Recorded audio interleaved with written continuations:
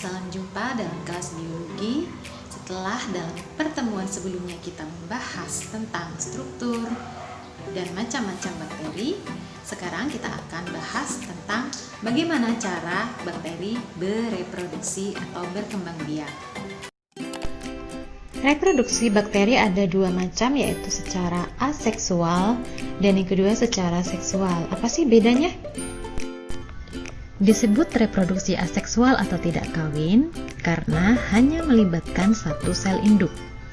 Kemudian, hasilnya sifat dan bentuk sel anak sama persis dengan sifat dan bentuk dari sel induknya.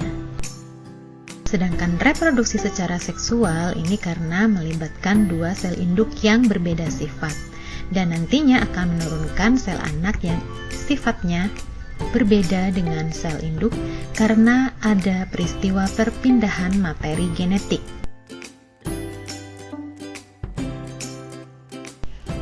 Untuk reproduksi secara aseksual yaitu dengan pembelahan biner.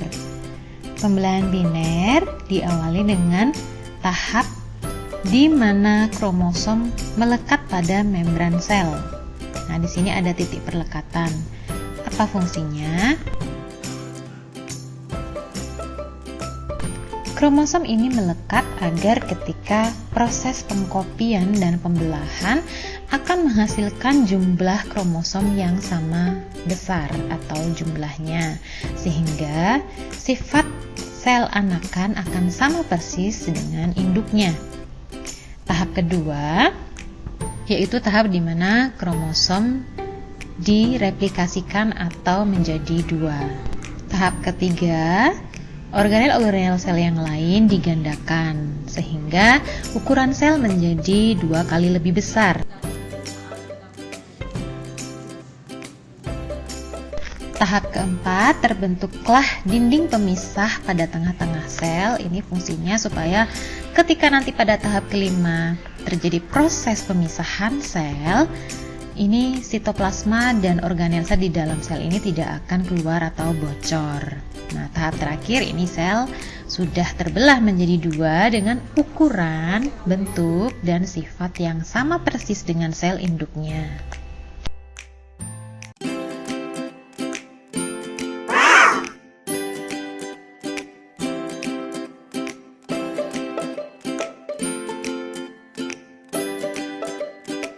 Reproduksi bakteri secara seksual ada 3 macam, yaitu konjugasi, transformasi, dan transduksi. Untuk reproduksi bakteri secara konjugasi, kita ingat materi tentang struktur bakteri ya, ada bagian yang namanya pili. Nah, tahap pertama, bakteri A ini kita anggap sebagai bakteri plus. Kenapa plus ya? Karena ia mempunyai plasmid.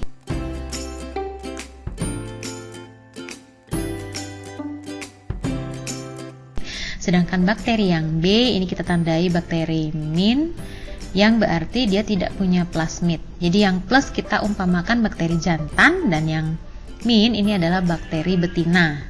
Nah, jadi jantan nanti akan memberikan materi, sedangkan bakteri betina ini yang menerima materi yaitu plasmid. Nah, jadi tahap pertama, bakteri jantan akan menjulurkan pilinya. Lalu, tahap kedua, pili dari bakteri A itu menempel pada dinding sel bakteri B. Nah, kalau sudah menempel, akan terbentuklah jembatan konjugasi. Tahap ketiga, plasmid dari DNA bakteri plus membelah menjadi 2. Ingat ya, DNA adalah rantai ganda. Jadi, setengah plasmid dari bakteri plus diberikan kepada bakteri min melalui jembatan konjugasi yang sudah terbentuk tadi.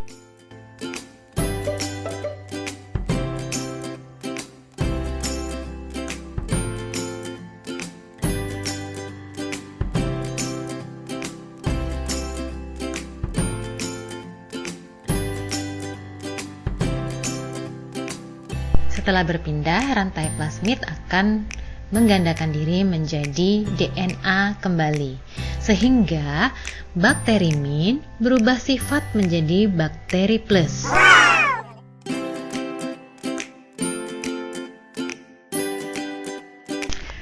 Untuk reproduksi bakteri secara transformasi bisa karena ketidaksengajaan.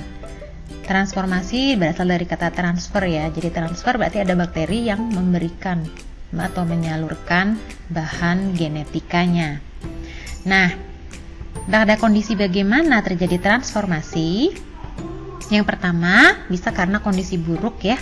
Misalkan karena kondisi lingkungan yang kering, atau kalau dalam tubuh itu karena terkena antibiotik. Atau kondisi lain jika ada bakteri yang memang usianya sudah tua, jadi dia mengalami pemecahan dinding sel dan nanti isi selnya akan keluar. Nah, bagaimana prosesnya? Yang pertama, ada bakteri A ini ya.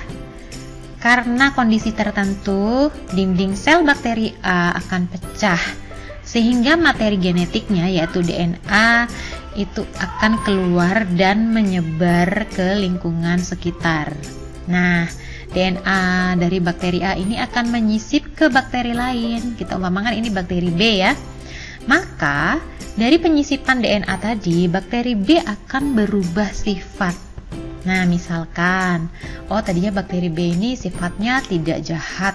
Karena tersisipi oleh DNA bakteri A, maka dia akan berubah menjadi bakteri yang jahat. Misalkan, sifat tahan terhadap antibiotik.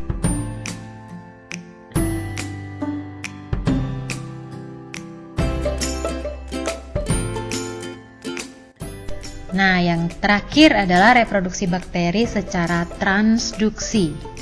Ini ada hubungannya dengan bakteriofag. Masih ingat ya materi tentang virus?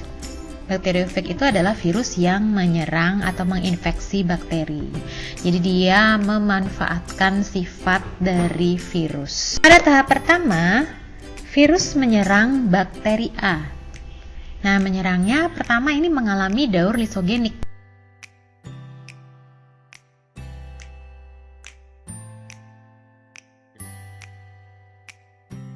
Jadi terjadi penggabungan antara DNA virus dengan DNA bakteri A. Lalu ketika terjadi perubahan imun pada sel inangnya, atau misalkan ini bakteri A, maka profag tadi akan lepas. Tetapi ketika profag lepas, ia membawa sebagian dari DNA bakteri A.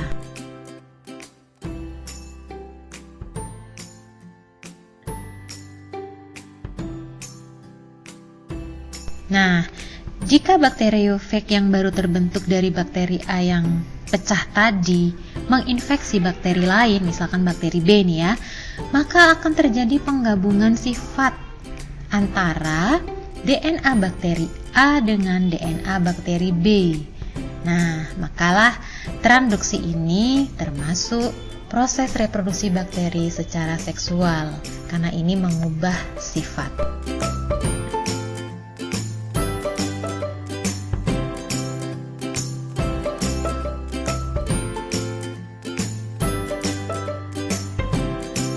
Demikianlah pembahasan kita tentang cara-cara reproduksi bakteri. Semoga bermanfaat.